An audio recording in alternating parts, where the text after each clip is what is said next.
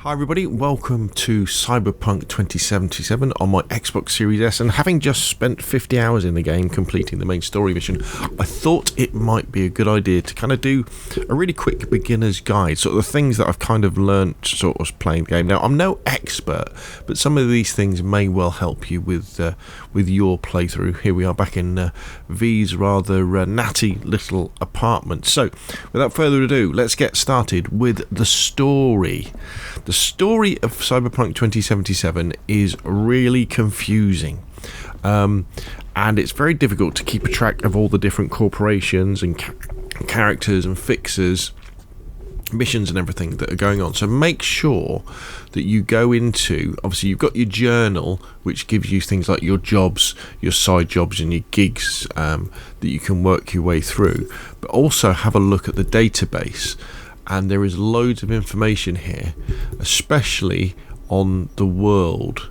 Things like what actually is the Arasaka Corporation, who is the Nusa, what type of city is Night City, the fact that it's a free city, it's not part of the United States anymore. That information is all inside here, and it is incredibly useful. Obviously, there's various wikis for Cyberpunk on the web as well. However, I do believe that actually Cyberpunk 2077 is designed for multiple playthroughs. As you'll know from the beginning, when you start playing it, you can choose to be a corporation person, you can be a street kid, or you can be what I am, which I've forgotten the name, which is one of the Mad Max people. And each one of those has a different starting kind of prologue and different options throughout the game as well. What I find is the more you play through the game, you'll kind of start to click in terms of what the different corporations are doing, like Militech and Arasaka, and how they kind of fit in with the various governments. And that then makes you go into things like the database, read stuff, and you can kind of finally understand what's going on. So don't really sweat it if you're too confused. You don't really need to know everything before you play the game, or during the game it will slowly come to you. The next thing is the fact that this is a game in progress as well. So although with the recent 1.5 update, well, recent as in, you know, me recording this video, they have made this game, you know, absolutely fantastic. I think Cyberpunk is marvellous. There is still a lot that they can do with Cyberpunk, and a lot I think they will do. It still has crashes, it still has bugs that will happen. There's obviously whole chunks missing from the game, you know, like the fact that there's no subway, and the fact that the police don't chase you if you commit a crime, all that sort of stuff that, for example, is in GTA 5. So this game there will be more to it as time goes on, and we're kind of along for the ride, but it's going to be an absolutely fantastic ride. And go along with that is, I would say, don't rush it either. Don't play Cyberpunk 2077 like a traditional single-player game, where you're kind of playing it to finish it. Play it for the experience, and just as I said before, just remember you're going to probably play this game multiple times, because there's so many different branching storylines and ultimately endings that you can have with different characters and different builds, that you'll want to do that. But make sure, you know, that when you're doing the missions, you'll find as you're moving around Night City, going to different areas and doing the different main jobs, you'll have lots and lots of side jobs will pop up, and do them. Make sure you do them, especially lots of the early ones, because they give you useful stuff that you need. And, you know, the gigs, do those, the cyber psychos, go and the vehicles in the apartments are actually incredibly expensive. You probably don't want to buy them until you kind of finish the main story and then are carrying on when you go back to your last save. But spend time just moving around the city and taking advantage of the procedurally generated things that happen, you know, like where you have the baddies start to mug someone and you can intercede. And just take your time, and, you know, if you play for like an hour and you're getting a little bit bored, a little bit sick of it, just stop and go and do something else. But definitely do not play this game as like, you know, I want to finish this. Play it for the experience, and I think, you know, you'll enjoy it a lot more if you sort of play through it fairly slowly and just soak up the atmosphere that there is. Now, the RPG element of it. that can kind of put me off sometimes in games where they have RPG elements. I know it makes me not particularly... Dislike is a strong word, but maybe I would prefer things like Fallout if they didn't have such a strong RPG element. However, for your first playthroughs on Cyberpunk 2077, it's not really that involved, the RPG element. Basically, what you want to be doing is with your character, and as you're given attribute points and perk points, you can actually have quite a balanced character in terms of, like here I've got 7 on call, 9 intelligence, body is 12, reflex is 10, technical ability is 10, and then when we go into the individual attributes and we look at the perks, I just buy the perks that appeal to me in terms of my play style, and you will be able to play the game and have fun with the game doing this. Now perhaps on your second playthrough, or if you decide to reset your perks when you really get to understand the game, that's where you can start to min-max. You know, that's where you can create a character who is a net runner, you know, who can access the highest levels of, say, for example, the intelligence perks, or someone who is a specialist in brawling and hand-to-hand combat, you know, with body and reflexes, or maybe you're a ninja, so you can max out the cool stuff. But for the first playthrough, don't worry about too much about that. And the same kind of goes for your guns and your... clothing. You know, just as you pick up clothing as you move around the map, and one of the things you will find me saying is loot everything. just choose the equipment with the higher number that you can use. You know, so as you find a new jacket, if it's got a higher number, so it's got more armor, wear it. You know, as you find a gun that's more powerful, if it's the sort of gun you want, then wear it, and keep those specialist builds for future playthroughs. To get money, you get quite a lot of money as you're working through the map and doing your stuff, but probably one of the best ways to get money, I find, as you're wandering around, are with the NCPD jobs. Let's see if we can bring any up.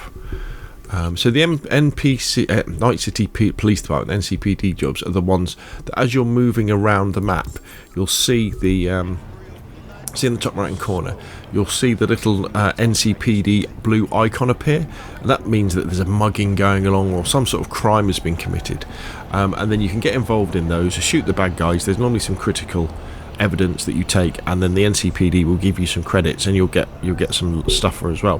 When you do that, Joe, just watch out. Like if you see above this cop's head here, see how he's got that yellow box with the bullets in. If there's a red skull in that particular box, don't take on those people, because it means you won't be able to damage them enough, and they will be able to damage you far too quickly, and you'll die really quickly. Next one, I guess this is more of a quality of life thing, but when you unlock the motorbikes, or the cars actually, really just drive around in first person mode. Hey, come here.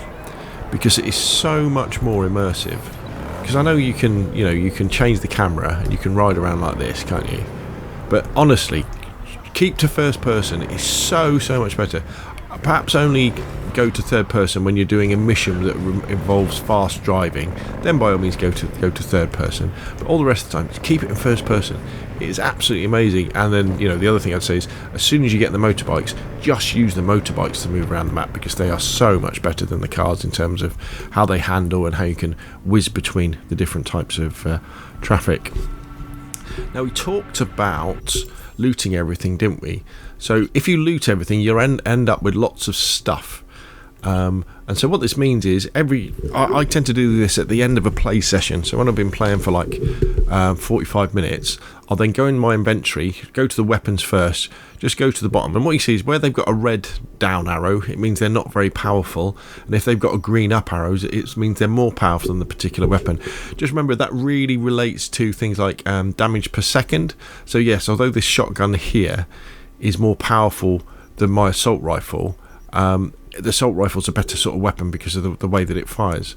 And then all I do is I just go through, and all the sort of common stuff that I don't want anymore, I get rid of it. Now, you've got to be careful, because there's plenty of weapons that you'll want to keep, especially epic and legendary gear, and also always keep the smart rifles or pistols or shotguns, because they are very rare to find. They really are. You get lots of the power ones and the tech ones, but the smart ones are rare to find.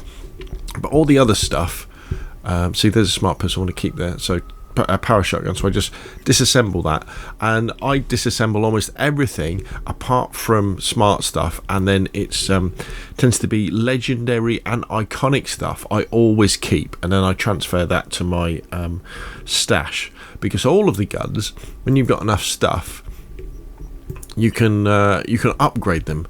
So say I really like this, what have we got? Say I really like this sniper rifle here. Because I've got all this stuff that I've dismantled. Look at all this stuff I've got. 2,500 common item components. I can upgrade that weapon to make it more powerful. So you can bring weapons with you. However, simply playing the game and wandering around and doing the missions and doing the story mission, side mission, you are given more and more powerful equipment. But as I say, watch out for that smart stuff. For me, personally speaking, the weapons I really sort of like so far, I really like the smart assault rifles, SMGs, and pistols and shotguns, because the smart ones, the bullets track, so that if someone's behind cover or you're behind cover, you can kind of shoot towards them, and they will then be hit by it. For my sniper rifle, I really like the tech sniper rifle, because the tech sniper rifles, they have a charge, and they can release that charge, and it means they can fire through walls. So again, if an enemy is behind cover, you can take them out that way. Now, sometimes you'll be in a situation where you're offered a gun, for example, this shotgun, that is just too good to not take. So I did have a smart shotgun, but this one was so much more powerful, I went for it. Now, what happens with the power weapons, their bullets, they ricochet off things, and there is a perk you can take which shows you where the ricochet is going to go. But I really enjoy using the shotguns. They're really, really cool. Disadvantage with things like, I find that the assault rifles and the SMGs, they run out of bullets too fast, but the sniper rifles are very good as well. So as I say, if you find like a smart assault rifle, keep it and keep upgrading it, because they're quite rare, all that sort of stuff. And related to weapons is bullets. Now, you can craft bullets as you go along, but what I like to do is, if you go to the map and then go to where are we? Vendors. Here we go. Let's bring those up. Where's a bullet vendor? Here we go. So I visit the weapon shops normally once every other gaming session to top up my my bullets, because if you don't, you'll quickly find you'll go into a situation and you won't have enough bullets. You'll run out, and you'll have to start using your pistol or something like that. But visit the weapon shop every now and again, top up your bullets. But now you do find bullets and ammo as you're moving, as you're playing and killing people. But you tend to find lots more of things like the meds and the grenades. In fact, I don't think I've ever bought any meds or grenades in the game, because you find so many. But I know there's been plenty of situations where I've been in a side mission or a story, or even just one of those NCPD encounters where I've run out of ammunition. So make sure you visit the gunsmiths for ammo regularly. And I guess and the final thing I would say about Cyberpunk 2077, and again I've said this before, is really just enjoy it and play it slowly. Because I really believe that what CD Projekt Red have created with Night City and the environment around it is incredibly special. You don't come across this. Now, I know, Grand Theft Auto, you could say is like this. I didn't particularly get on with it, well, mainly because of the control scheme, to be honest. But I think, I really hope that this game goes from strength to strength, and that, it's selling incredibly well again, because, with the 1.5 update, it's now working properly on next-gen consoles, and PC players are enjoying it, and they regularly do sales as well, don't they, on it? But I think we're going to see this game expand. More things are going to be attached to it. Paid DLC, I would be up for some more story missions. I would be up for, playing as different characters, different stories within Night City. A story different from the V story, a survival mode, all that sort of stuff. I really look forward to. And as I say, you don't want to rush. You want to take your time. And if you start getting a bit sick of Night City, just go away and do something else, because it is absolutely fantastic. It was just a shame that it released a year too early, didn't it? This game. If they just waited and released it as it is in 1.5, and maybe not bothered releasing it on last gen consoles, because they definitely it doesn't perform on those, and just stuck with next gen and PC, it wouldn't have had the bad reception it had, and I think even more people would be playing it. But there we go, there's my sort of beginner's guide. I know it's not, there's probably lots of things that you're thinking, oh, what about this, but they're the kind of main points that I wish I knew before I started, sort of thing, and hopefully find that useful. If you've got any questions or comments though, put them down below in the comment section below the video, and like the video if you like it, subscribe if you want to see more of the same, and I will of course see you again soon.